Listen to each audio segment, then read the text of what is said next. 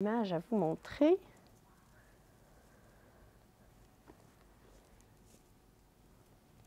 Qu'est-ce que vous voyez? Un monsieur, un monsieur qui marque des trucs au tableau. Oui. Un maître Oui. qui met des multiplications au tableau. Là, c'est une maîtresse qui montre. Là, c'est la police. Qui sont ces personnes? Quel rôle ont ces personnes? Ils ont des rôles très importants. Des rôles importants, oui. C'est des personnes qui exercent de l'autorité sur nous. Hein, c'est des personnes qu'il faut respecter. Quand elles nous disent « stop », on s'arrête. Aujourd'hui et pendant les prochaines semaines, je vais vous parler de comment Jésus détient toute autorité et tout pouvoir. On va regarder quelques miracles. Écoutez bien parce que je vais vous demander sur quoi Jésus il exerce l'autorité, sur quoi il détient le pouvoir. D'accord? Donc, notre histoire, c'est dans Marc chapitre 2. Après que Jésus soit parti dans le désert pour jeûner et prier, il est allé à Capernaum, dans une synagogue. Il a commencé à enseigner avec autorité. Et là, les gens, ils ont amené des malades à lui, qu'il a guéris. Et Jésus a voyagé à travers la Galilée pour guérir des personnes. Et quand il est revenu à Capernaum, là, les gens ont commencé à entendre parler de lui. Et donc, tout le monde est venu pour l'écouter enseigner. Il était dans une maison, peut-être de cette grandeur, peut-être un peu plus petite, mais elle était remplie de monde tellement que même devant la porte, c'était plein. Et là, il y avait 4 hommes qui voulaient amener un ami paralysé à Jésus. Est-ce que vous savez c'est quoi d'être paralysé? C'est quand il y a une partie de son corps qui ne fonctionne pas. Pour cet homme, c'était ses jambes, donc il ne pouvait pas marcher. Donc les hommes l'ont mis sur un brancard. Est-ce que vous voulez essayer? Je n'ai pas un brancard, mais j'ai une couverture. Est-ce qu'il y a un petit qui veut venir sur la couverture? Est-ce que tu veux venir? Et puis on va le transporter? Oui. On va juste aller d'ici à ici, d'accord? Oh, peut-être qu'il ne veut pas. Ça va. Est-ce que toi, tu veux essayer? Non? Oui. Toi, tu veux? Allez, on y va. On va la transporter. Allez, dessus sur la couverture. Il faut bien tenir fort. Allez, jusqu'ici.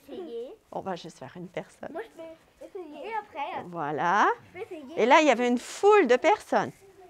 Et on revient par ici. Et moi, attendez. Je vais aller de ce côté-là.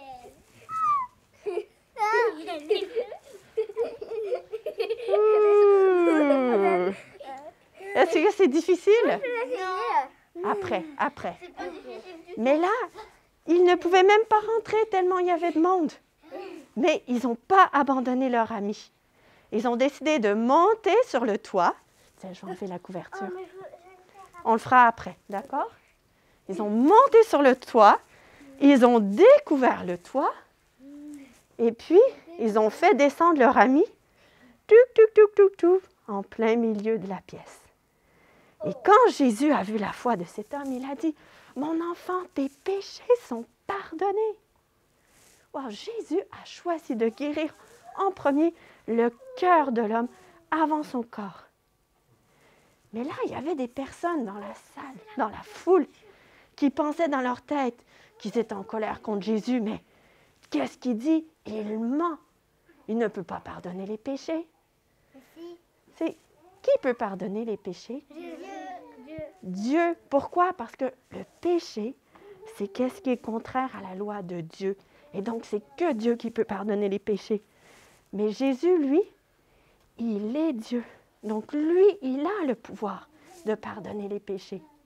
Mais est-ce que c'est quelque chose qui se voit? Est-ce que les gens pouvaient voir que cet homme avait les péchés pardonnés? Non, ça ne se voit pas. Et comme Jésus, il était capable de lire dans les pensées, et pour leur montrer aussi que qu'est-ce qu'il disait était vrai, il a dit à l'homme, « Lève-toi, prends ton brancard et retourne chez toi. Et l'homme, qu'est-ce qui s'est passé? Il s'est levé. Il a pu prendre son brancard. Et là, tout le monde dans la pièce, tout le monde était émerveillé.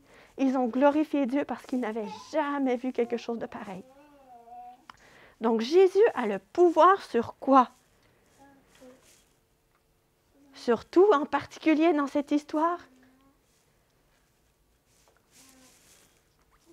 Que vous savez? Sur le péché. Et comment est-ce qu'il a montré?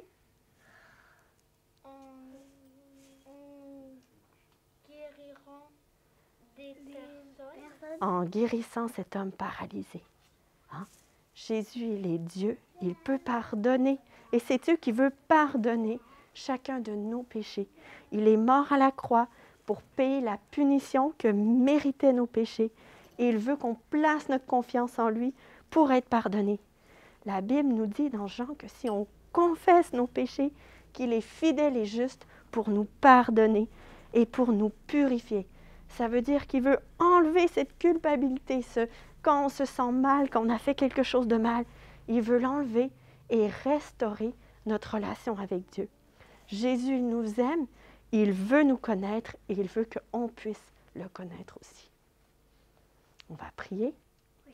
Jésus, on te loue parce que tu détiens tout pouvoir. Merci parce que tu peux nous pardonner et on veut te demander pardon, Seigneur, pour nos péchés, pour tout ce qu'on fait, pour tout ce qu'on pense qui ne te fait pas plaisir. Merci pour ton pardon et merci pour ton amour. Amen.